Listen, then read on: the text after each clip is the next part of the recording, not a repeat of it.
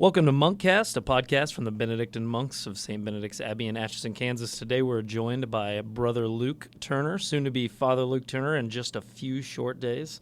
And so basically, Brother Luke, excuse me. We'll be calling you Father Luke all the time after this.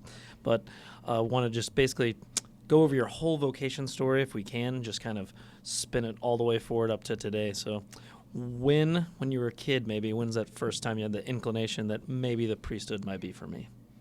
I hope you have all day, JD. But I think the very first time, I was probably in grade school yet, and thought about it. In those days, we had Catholic Digest. In the back of Catholic Digest, they had all these different religious communities that ran ads in the Catholic Digest. And so just as a young kid entering junior high, I think I began just writing to these different orders in the back just to collect information. At the time, as a kid, is one to do. I had some, I think, wild imagination of being a missionary in Africa somewhere. So that kind of started everything there. And then as I went through junior high, I began to think more seriously about it. Of course, with age, your thoughts change. But my vocation seemed to deepen.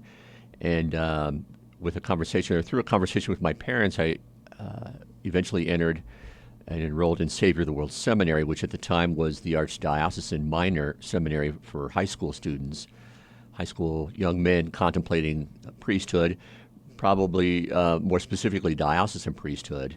And while I had not ruled that out, I think just priesthood in general was what I thought my vocation was. And I don't think it was until later that I thought about, specifically the difference between the two. But while at Savior of the World, I continued in communication with a number of orders, including some orders for brothers, like the Alexian brothers. I think at one time I had their work in healthcare seemed appealing.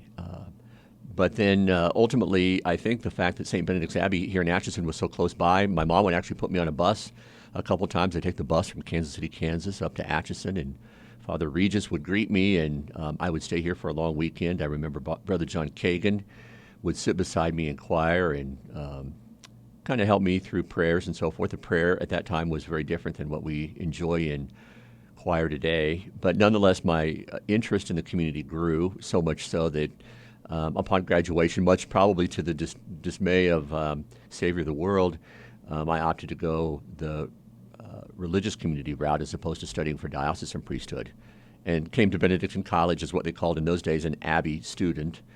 And our Father Daniel McCarthy and myself lived together in Newman 303 as Abbey students. We were enrolled in the college as regular college students. The only difference being that we actually came up here. We were very consistent in coming up here in the morning for morning prayer. I don't know if we came much up for midday prayer. In those days, Vespers and Mass followed in the evening, and we did that.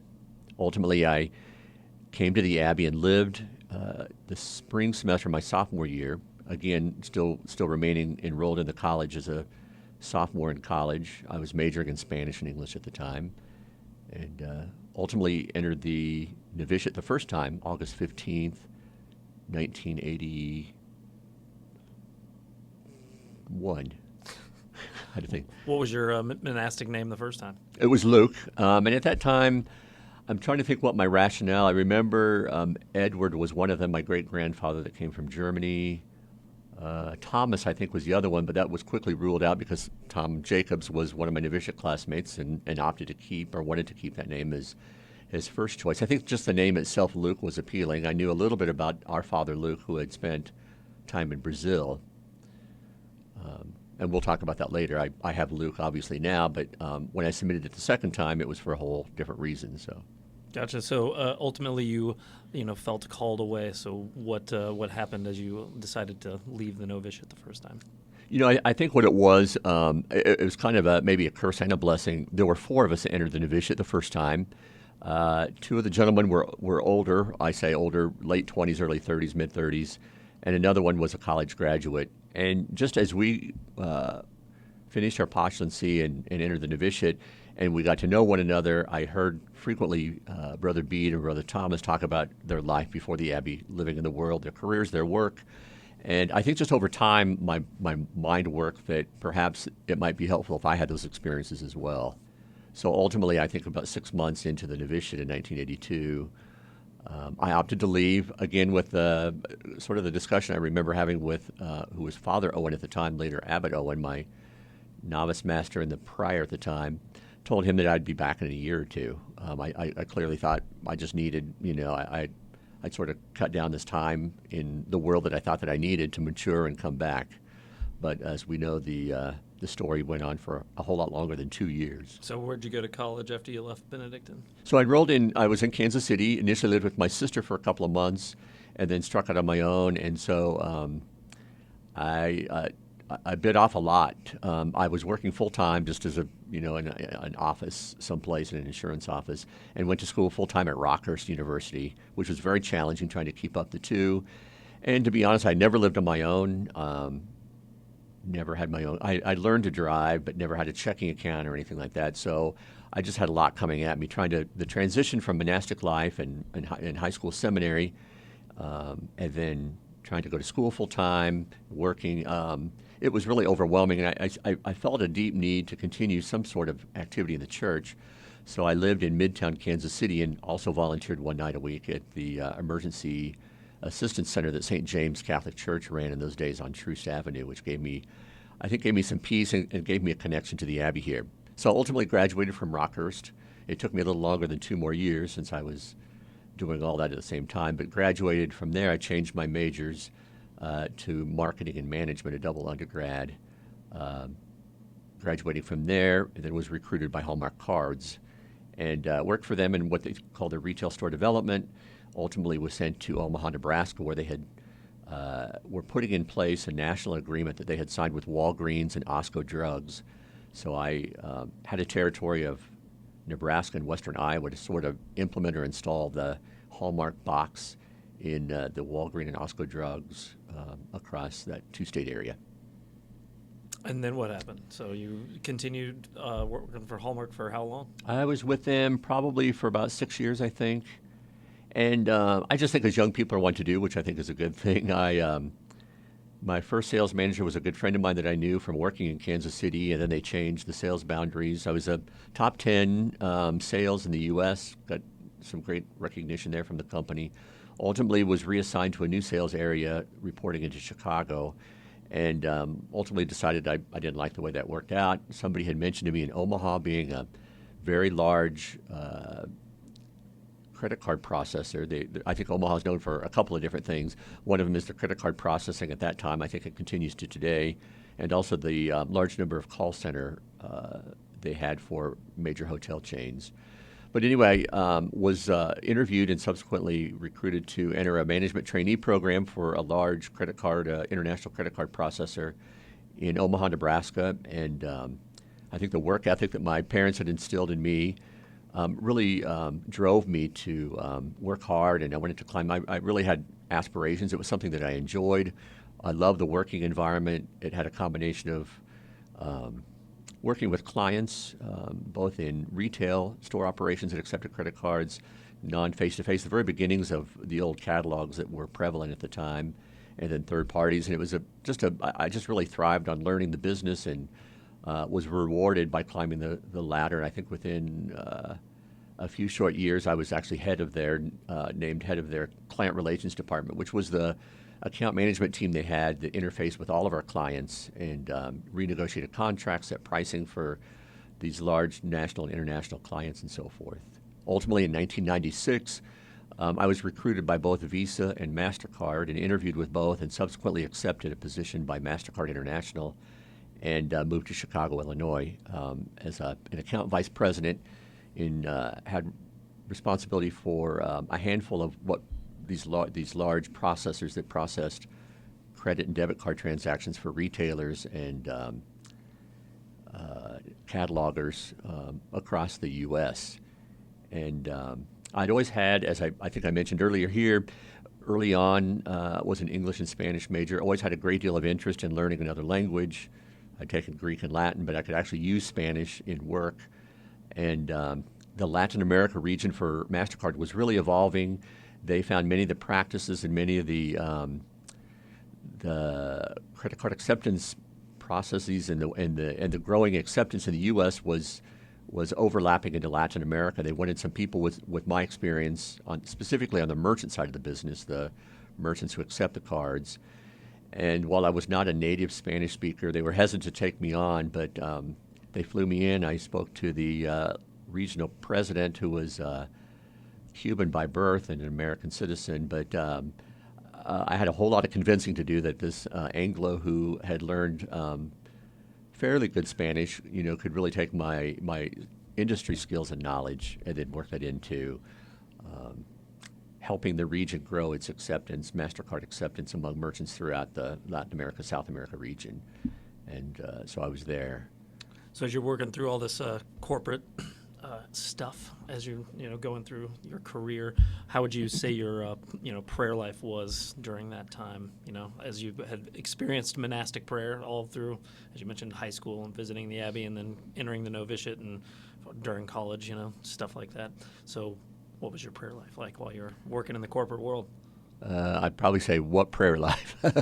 That's not maybe something I'm proud of, but I think that as probably any listener that has worked in corporate America knows that, as you move into management, and I did extensive travel. I traveled every week of my life. And so clearly my priorities changed, and my goal in life was to continue to climb the corporate ladder, to make as much money as I could, to grab the ever-elusive title. And as we all know, that's a fruitless exercise, and you're never satisfied. Once you get to one salary, you want the next salary. Whenever you get to one title, you want the next title.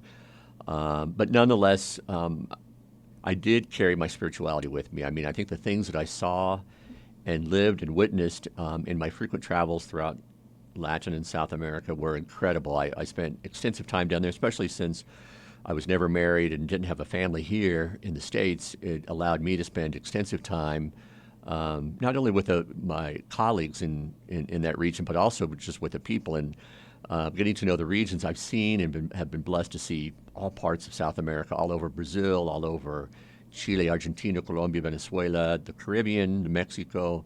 And I saw firsthand, and that's, I think, ultimately what I can point to is one of the key changes, or one of the key, I think, messages, if you will, that was and is forever embedded in my mind as I slowly went along and recognized this elusivity that I would never be satisfied, but yet those experiences with the people, their living conditions, the way they live their faith. I'd still go to Mass in Latin America, however, it was probably infrequent.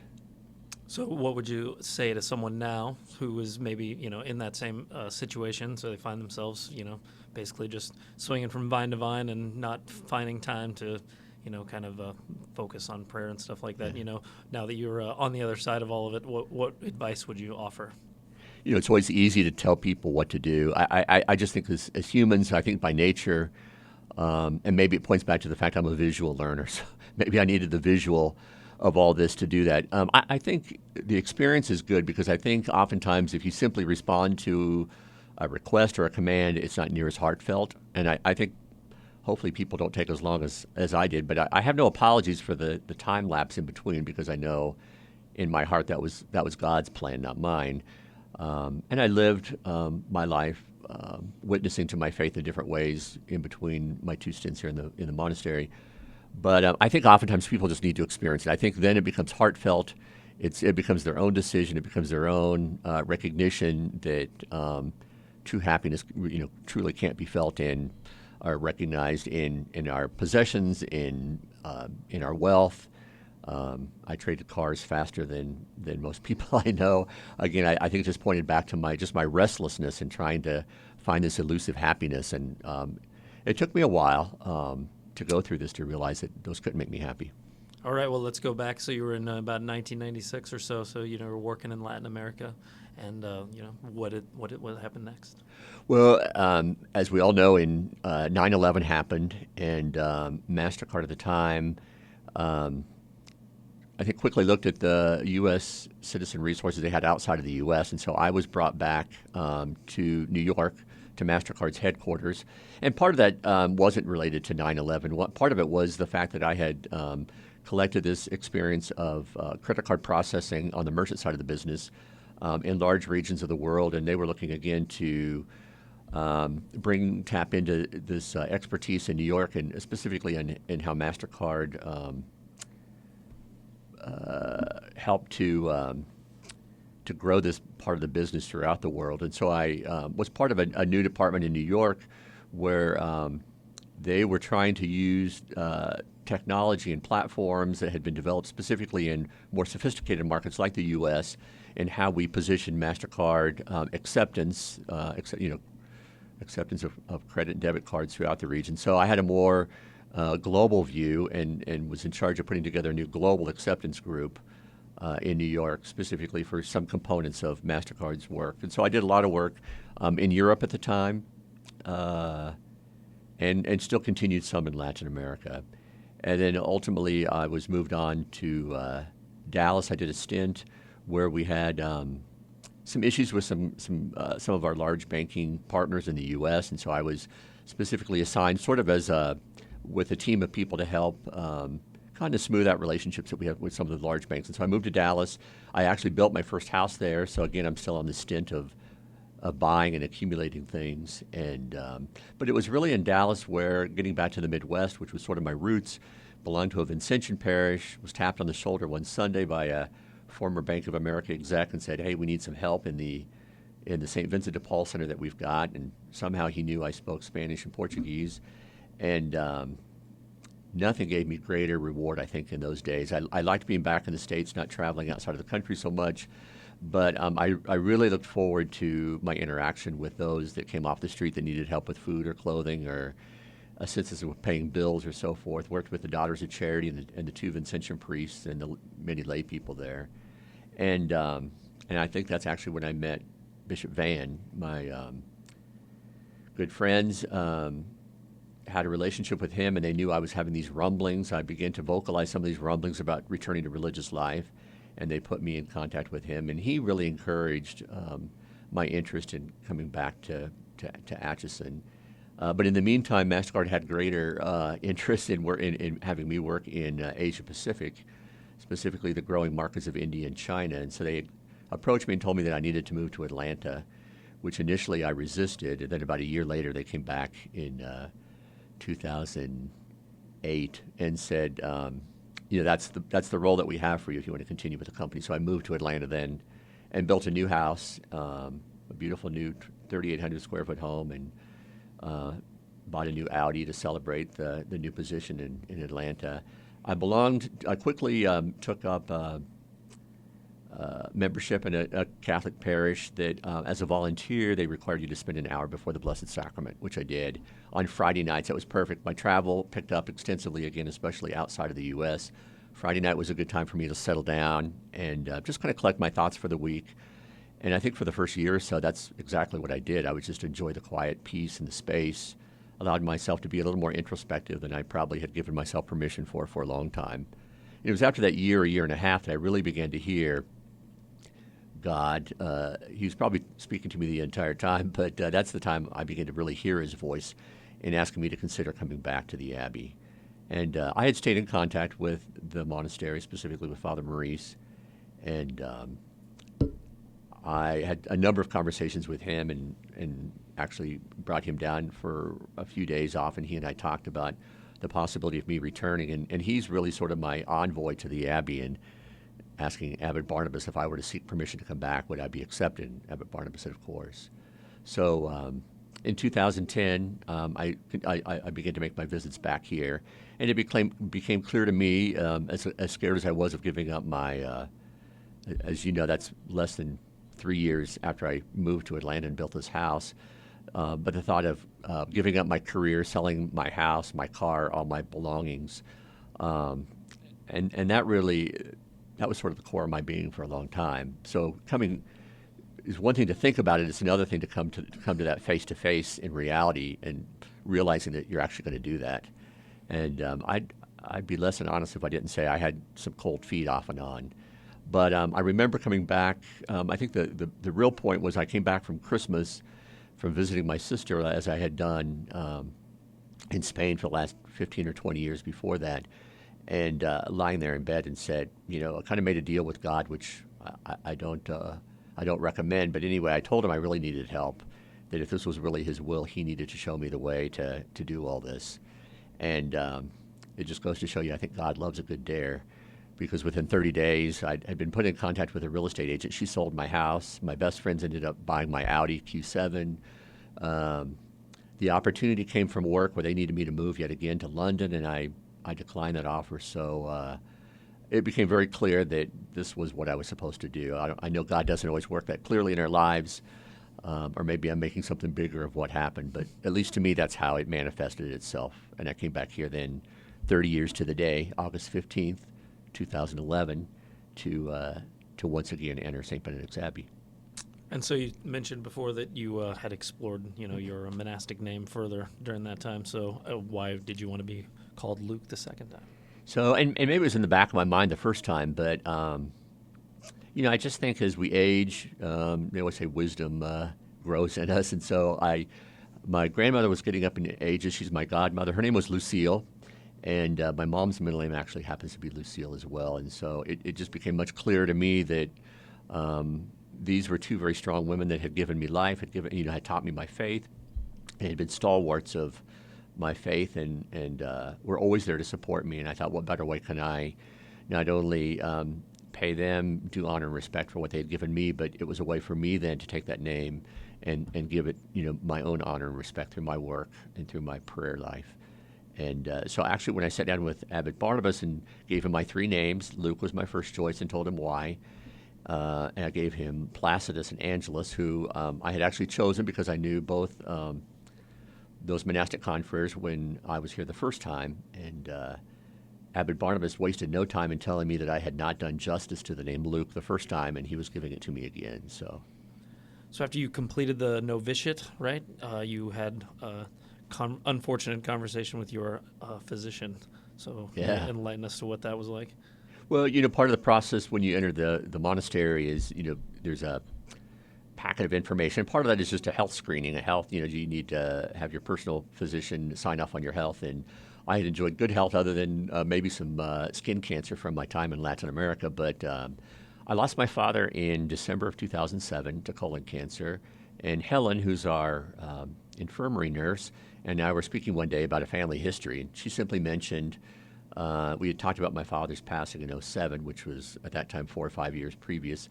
She asked me when the last time I'd had a colonoscopy, and I told her it had been some years I'd had one. And she said, well, you might go ahead and have another colonoscopy just for a baseline when you have a chance. And so I think some months passed by. And so anyway, June of that year, end of May, early June of 12, I had a colonoscopy, and the surgeon called me the next day and needed me to come into the office, and that's when he let me know that I had colon cancer, albeit we had caught it fairly soon. And so I immediately wanted to get a couple of different perspectives on it. I went to KU and to Mosaic, and long story short, I had a surgical oncologist, I had a regular oncologist and a radiation oncologist, and I think through their examinations and our discussions, they thought we had a pretty good chance of getting the cancer with radiation and chemo, and if not, we'd always go the surgical route. So in July of 2012, I began 8 weeks of chemo and radiation. And so, looking back, your perspective is different. At that time, I was scared to death. I knew death was probably not involved, but yet I don't know that I was ready to go through that treatment process, if you want to call it that, after my father's death a couple years before. It was still pretty raw. And did your father have to have chemotherapy also? Yeah, he went through, and I guess that's maybe where the fear came up, because he went through a very well-known hospital out in Southern California, went through chemo and radiation and didn't do anything, and so they did surgery. And so I think that's probably where a lot of my fear laid, was the fact that he had gone the chemo radiation route, didn't work, and then the surgery, and then ultimately died. And so I think that kind of brought a lot of things forward for me. But looking back, I can't even imagine going through this on my own. So it was a hidden blessing that this all happened within the context of the monastic community, because one of the monks would take me down each day. I had a 1 o'clock daily radiation appointment, and then either once or twice a week, depending on the chemotherapy treatment, I would go down for that. and the community really rallied around me. I think there's some fear too about maybe being asked to leave with the cancer diagnosis, that perhaps the community, because I was a novice, that they might say, you've got this health issue that we can't accept you. But they couldn't have been more supportive, and I'm forever grateful for that, specifically Abbot James and all that he did to make my life easy in those days. And so ultimately I finished in October. I think, again, just a testament of my own mother's faith. I remember telling her I was pretty nervous about telling her, after she had lost her husband of 52 years to cancer, about telling her my own diagnosis, because I think my vocation to priesthood was always a deep down interest and goal of her own through her prayers. But as moms will have it, she didn't miss a beat when I explained to her what had happened and the treatment I was going through. And she just told me, she said, I just want you to remember one thing, Luke. She said, when you go into that hospital, I don't want anybody to know that you've got cancer. She said, you've got a strong faith. And she says, I'm always with you. And so I went in every day, and I think as many of the monks can attest, I would talk to anybody and everybody around there. Of course, when you were in the habit, I think it's kind of a physical or visual draw for people to want to talk to somebody when they're undergoing cancer treatment. But ultimately, the funny thing is, these two women that I would pass daily at the reception desk, I'd always say good morning to them, and they'd always say, hey, Father, how are you? And we'd just small talk, but I never really told them too much. And so ultimately, when I went back for my first checkup in October, the end of October that year, I'd been gone for a couple of weeks from my daily treatment. And when I came in, they immediately said, where have you been? We've been missing you. And I said, well, what are you talking about? And they said, well, we saw you every day. And I said, well, I was going through chemo and radiation. I said, and my initial treatment's over. And they were so funny. They were like, oh, we thought you were a chaplain here in the hospital. We never knew that you had cancer. So despite my weight loss, I guess maybe seeing me daily, it wasn't near as apparent. But so I told my mom the story. I said, Mom, I did you proud. So they didn't even know I had cancer. But the good thing is I'm 5 years plus in remission, and the unexpected, you can call it miraculous, you can call it what you want, but my blood cell count, red and white blood cell count, my doctors told me that my new normal would never be a normal of somebody that had never undergone cancer, but my blood cell count has actually gone back into the normal as someone that's never had cancer. So you can attest that to good health care, to prayers, or God's divine mercy and love on me. I don't know which, but a combination of all of the above. So as you're going through the novitiate and all of that, were you still had your eyes towards the priesthood the entire time, or was there a time that you thought maybe you'd just be a brother here in the community? I don't know that I was looking that far ahead. I think, novitiate, I think the key thing that you have in front of you is making first vows. And I think probably in a good way. I think in the back of my mind I had priesthood there. But I think, and hopefully many people do, even if they don't have cancer, as you go through formation, I think you typically your main focus is on the next step. So, once I made first vows, then my next focus was on making final vows. And but again, the interest in priesthood continued to grow. Not only through my monastic formation and my experience in teaching in the college, and various experiences. I think they all kind of built a foundation together that ultimately resulted in this call to priesthood. So you chose St. Meinrad Seminary to pursue the priesthood. So what has that experience been like, since their charism is a little different than that of St. Benedict's Abbey? Yeah. Father Simon graduated, I want to say 2 or 3 years before I began. And I think historically we've had a history of sending, monks in a number of different places. And that was where Father Simon went, really enjoyed the experience. And in his words, or his perspective, he thought there was a lot of things that we had in common in terms of the feeling of the community and the charism of the community. Thought that it would be very welcoming. I selfishly thought of it as being the closest place to St. Benedict. St. Benedict's. So I figured travel would be easy. But I thoroughly enjoyed it. It was an incredible experience. It's the old cliche. When I started, I just thought, gosh, 3 years, that's a long time from now. But like anything, boy, it flew by. The community there could not be more welcoming, more hospitable. And you're right, they belong to a different congregation, which means their foundation from Europe came from a different mother house than ours in Metten. They came from Einsiedeln. And so there's maybe a little bit more of a monastic feel there, and that probably stems from the fact that they're in southern Indiana. Virtually nothing else is around. They run a pre-theology and a seminary program, both for priesthood training and formation, but also they do a great deal of work in forming permanent deacons, the laity, and that sort of thing. But nonetheless, the monastic community is larger in number, but there's just a much quieter, more solitude kind of feeling that we have here, just simply because of we're in a bigger community and we have the college right here on our campus with us. So, but all in all, it was a great experience. I think the benefit that we have as a community in sending guys out to other houses for seminary is the fact that we get to witness and experience firsthand monastic life through the local community there. And we can bring some of these things. It's sort of a best practices, if you will, that we can bring back here. So now you're on the verge of ordination here in just a couple of days. So what's going through your mind as you're about to take this, next very big step?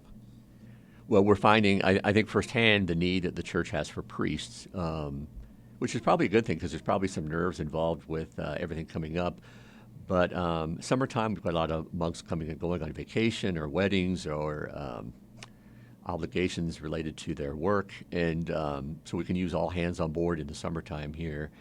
And I'm being quickly put to work with our various faith communities. I've been down to the parish to help Father Jeremy out with the Atchison area churches that form the St. Benedict's Parish, with the sisters over at the Mount, with the students that we've had here in various retreat groups this summer, and then beginning with my own assignment that we can talk about in a minute on the college campus this fall. So we're finding how badly we need priests, and it's a huge opportunity, great opportunity for me to use both my monastic formation and my seminary formation for priesthood at St. Meinrad's to put it to use.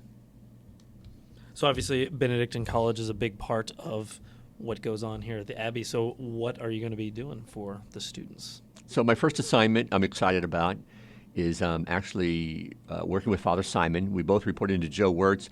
Father Simon will continue as chaplain, but I've been given the responsibility of sort of the administrative organizational. So I'm the director of campus ministry. So obviously I still have sacramental duties. My key focus will be on the kind of the administrative organizational part of campus ministry and the various works that we do throughout the college, specifically to support the students in our faith mission and ministry. So there is a staff of folks that have each has kind of a group of verticals that they're responsible for, and their student teams assigned to each one of those. And so really to be kind of their champion, to put some organization around that, and to really ensure that what we're doing is organized, it makes sense. I think the college has a history of having a lot of wonderful programs, and so I think it's an opportunity for us to look at these programs and say, are these the ones that we want to continue to offer? Is there things that we can add or things that we can take away?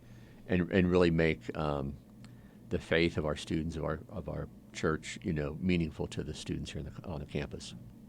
Very good. Well, I think that about wraps us up here as we're approaching the ordination coming up on Saturday, June 29th at 10 a.m. So if you're around the Atchison or Kansas City area, or if you want to check into Facebook, we will be streaming Mass via Facebook Live. So that's just facebook.com/KansasMonks, and it should be embedded in our website and a few other places. So if you are able, join us Saturday, June 29th at 10 a.m. And so, Brother Luke, I'll ask you to close us out in a quick prayer, if you might.